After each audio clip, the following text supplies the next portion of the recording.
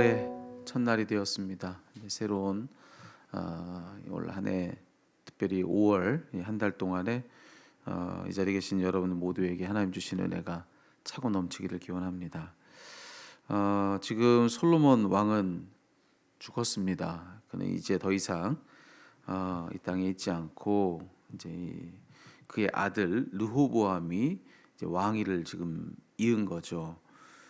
그랬던 그에게 지금 여로보암과 또 이스라엘 온 백성들이 다 같이 지금 찾아온 거예요. 여러분 이 말씀 읽으시면서 보셨겠지만 그들이 다 와가지고 지금 뭐라고 청을 했느냐면 4절이죠. 4절 제가 다시 한번 읽어드리죠. 왕의 아버지가 우리의 멍에를 무겁게 하였으나 왕은 이제 왕의 아버지가 우리에게 시킨 고역과 매운 무거운 멍에를 가볍게 하소서. 그리하시면 우리가 왕을 섬기겠나이다. 이 솔로몬의 치하에서 그의 왕정 자체는 빛났을지 모르지만 그 가운데 있었던 이 백성들의 삶은 참 어려웠던 것 같아요.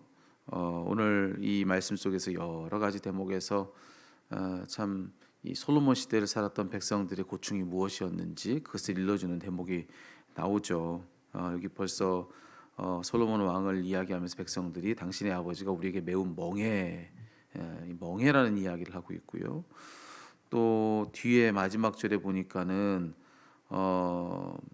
여기 이 그 젊은 그 르호보암 옆에 있었던 그 동년배가 되는 그 어떤 그 지혜자들, 그 조언해 주는 사람들이 이야기할 때 이렇게 얘기해라 그러면서 내 아버지는 채찍으로 너희를 징계하였으나 뭐 이런 얘기가 나오죠. 여기 벌써 이 솔로몬 왕의 그 치하에서 백성들의 삶이 이와 같았다는 겁니다. 그러니까 마치 이런 거죠. 당시에 솔로몬 시대의 백성들은 이스라엘 한복판에서 이 애굽을 산 것과 같은 그런 삶을 살았다. 이렇게 말씀드릴 수 있을 것 같습니다. 출애굽해서 나왔지만 어느새 다시 애굽으로 다시 돌아가 그 모든 있던 시간들을 없이 하고 애굽 땅 한복판에서 노예로 살았던 것 같은 그런 삶을 이스라엘 백성들이 솔로몬 치하에서는 살았다고 하는 것이죠. 참 이 솔로몬이라고 하는 인물이 가지고 있는 그 양면성이 그런 것 같아요. 솔로몬 하면은 우리 대단히 축복받은 사람, 하나님의 큰 은혜를 입은 사람. 그래서 뭐 솔로몬 하면은 상당히 긍정적인 어떤 시각으로 우리가 참 많이 그를 바라보지만 그 이면에 이렇게 어두운 구석이 많았다는 겁니다. 많이 참 그런 불편한 그런 이야기들이 그 이면에 많이 그렇게 녹아 있었던 그런 인물이 바로 솔로몬인데 그래서 오늘 그 이 사절의 고백이 있는 거죠. 사절에서 이 여로보암과 함께 이스라엘 온 백성들이 와가지고 앞서 제가 읽어드린 그대로 왕의 아버지가 우리에게 온갖 노역을 시켜서 멍에를 매게 했는데 그 멍에를 좀 가볍게 해주십시오. 그럼 우리가 당신을 영원히 섬기겠습니다. 이 얘기를 지금 르호보암에게 가서 한 겁니다.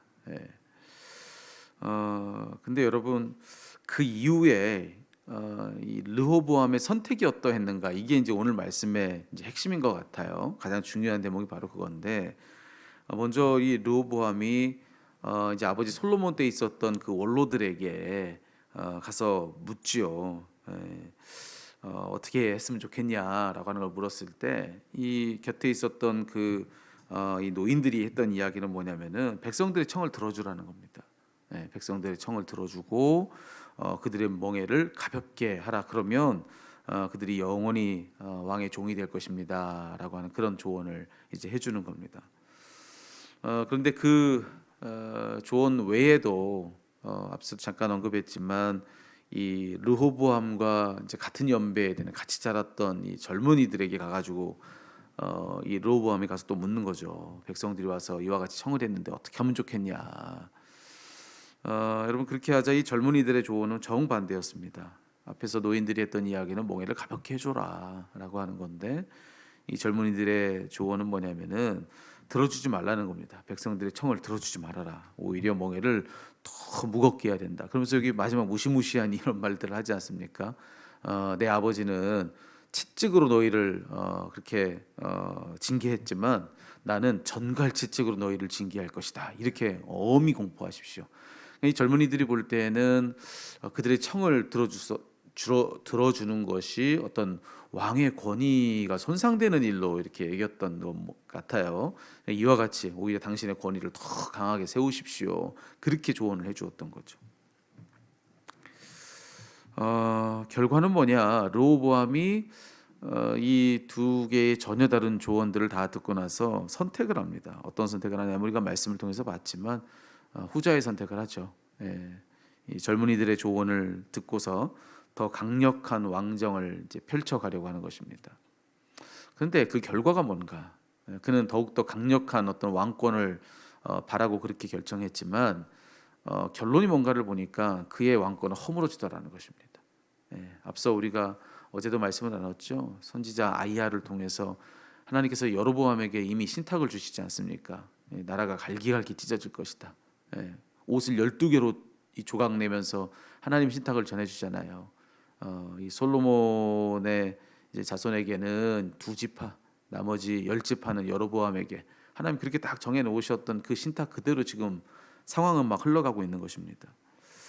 결과적으로 나라는 이제 반토막이 나죠. 이제 분열 왕국 시대가 이제 이로써 펼쳐지는 것입니다. 그래서 북왕국 이스라엘로 또 남왕국 유다로 나눠져서 나라가 이제 분열되는 그런 참 가슴 아픈 역사가 이제 여기서 이제 펼쳐지게 되는 건데요. 여러분 여기서 우리가 특별히 이 새벽에 나와 있는 우리들, 저와 여러분 우리가 여기서 이제 그 깨달아야 될 교훈이 있는 것 같아요. 그건 뭐냐면은 우리는 하나님의 도우심이 절실한 사람들이라는 겁니다. 저와 여러분 우리들이 다 그렇다는 거예요.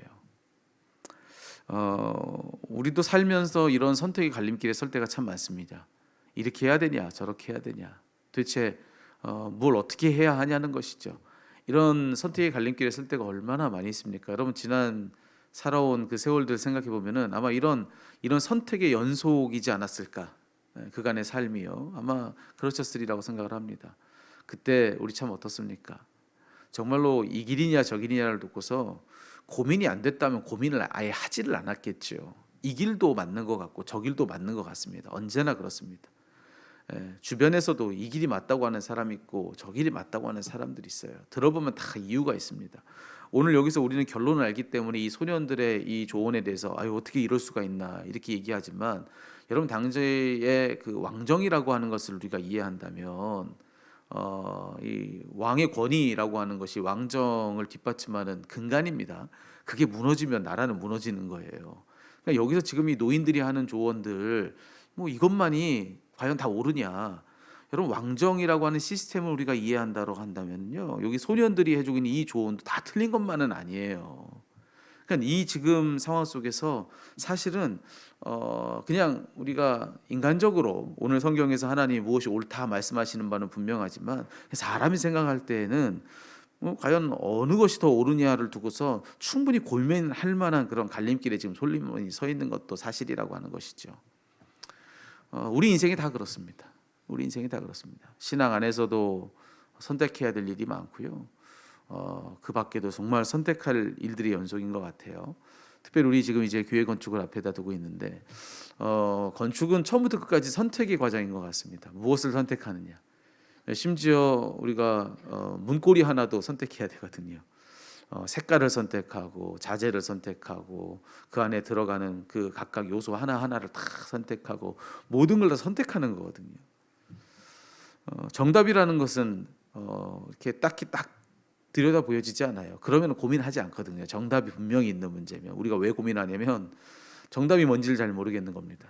오늘 아마 르호보암도 그랬을 거예요. 우리도 그렇고. 그래서 오늘 말씀에 보니까 이 르호보암의 선택을 보면서 그런 생각을 하는 겁니다. 뭐냐? 우리 모두가 다 선택의 갈림길 앞에 서서 우리 삶을 살아가는데 과연 그 누가 여기 있는 이 르호보암 같은 선택을 하지 않으리란 보장이 있냐는 거예요. 누가 잘못된 선택을 절대로 하지 않을 장담을 할 수가 있겠냐는 겁니다. 저와 여러분 우리들까지 다 포함해서. 그래서 결론은 뭐냐? 오늘 이 말씀에서 우리가 가지는 결론은 뭐냐면 우리는 오직 하나님의 도우심 의지하는 것 외에는 답이 없는 사람들이다. 그 답을 누가 합니까? 하나님만 아시는 거예요. 하나님만 아시는 겁니다. 우리가 어떤 선택을 하고 난 끝났구나 싶었지만 그것 때문에 시작한 일들이 있잖아요. 그것 때문에 새로워진 일들이 있잖아요. 오히려 그 선택을 했기 때문에 난 살았구나 하는 일도 있지 않습니까? 반대로 나 잘 선택했다 하지만 그것 때문에 무너진 적도 많잖아요. 절대로 우리 스스로 우리를 믿을 수가 없다는 것입니다.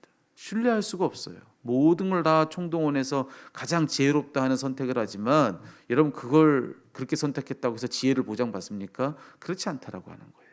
그렇기 때문에 오늘 이 르호보암을 보면서도 우리는 오늘 다시 한번 기억하는 것입니다. 우린 절대적으로 하나님이 필요한 사람들이라는 겁니다. 끊임없는 선택을 해야 되는 우리들은 끊임없이 하나님을 의지하는 것, 이것만이 우리가 우리 삶을 잘 살아낼 수 있는 유일한 힘이라는 사실, 우리가 오늘 말씀 앞에서 바로 그것을 기억하는 것이죠. 그저 하나님의 도우심을 구할 뿐인 겁니다. 그것 말고는 방법이 없다. 여러분 오늘 이것을 우리 안에 분명히 새기고들 다 우리 삶의 자리로 돌아가는 그런 이 시간이 되었으면 좋겠습니다. 여러분 하나님의 도우심만이 우리의 희망입니다. 우리의 모든 선택 참 두렵고 떨리지만 그 모든 선택하는 그 배후에서 하나님께서 내 걸음을 다 주장해 주시기를, 사람이 그 길을 걸어갈지라도 그 걸음을 주장하시는 분은 하나님이시라. 우리 잠언에서 우리에게 들려주는 이 말씀이 그대로 내 삶에 응하여지기를, 실로 내가 내 마음으로 내 인생 걸음을 결정하고 무언가를 선택해도 하나님이 그 걸음을 주장해 주시기만을 바라고 살아가는 것, 여러분 우리가 거기에 우리의 소망이 있다. 이거 오늘 이 말씀에서 꼭 기억하시고 오늘 주어진 이 하루 한 날, 오늘도 여러분 이런저런 선택들을 많이 하시지 않겠습니까? 아주 사소한 선택부터 중요한 선택까지 다 하시게 될 텐데 하나님의 도우심을 힘써 바라는 저와 여러분 우리 모두가 다 되기를 우리 주님의 이름으로 축복합니다. 많은 경우에 이 말씀을요, 과연 노인이 옳으냐 소년이 옳으냐 뭐 이런 이야기로 읽는 사람들도 많아요. 그래서 이제는 노인의 조언을 들어야 된다 뭐 이런 결론도 이야기하는 사람들이 많은데, 여러분 노인의 결론 조언이라고 해서 다 맞습니까? 꼭 그렇지도 않아요. 젊은이의 조언이라고 다 틀립니까? 또 그것도 아니에요. 오늘 이 말씀은 누가 옳으냐 그러냐의 문제가 아니라 우리는 언제나 틀릴 수 있다라는 거예요. 우리는 언제나 틀릴 수 있다. 여기 지금 써 있는 이 솔로몬 생전에 그의 앞에 모셨던 노인들이라고 나오는데, 아니 그들이 그래서 솔로몬 생전에 솔로몬을 잘 도와가지고 나라를 건실하게 세웠습니까? 하나님 합당하게 그 나라를 바로 세웠냐는 거예요. 아니잖아요. 누가 옳으냐 그러냐의 문제가 아니라 우린 다 틀릴 수 있다는 겁니다. 다 틀릴 수 있다. 그러니 하나님을 의지하라. 왜요? 하나님이 유일한 답이시기 때문에 그렇습니다. 오늘 이 말씀 속에서 나는 안 틀려 장담할 수 있는 사람 아무도 없어요. 우리 누구나 다 틀립니다. 오직 하나님만이 옳으십니다. 오늘 하루 꼭 우리 하나님 손 붙들고 하나님 기대어서 그렇게 오늘 한 날을 살아가는 여러분, 저와 여러분 우리 모두가 다 되기를 우리 주님의 이름으로 축복합니다.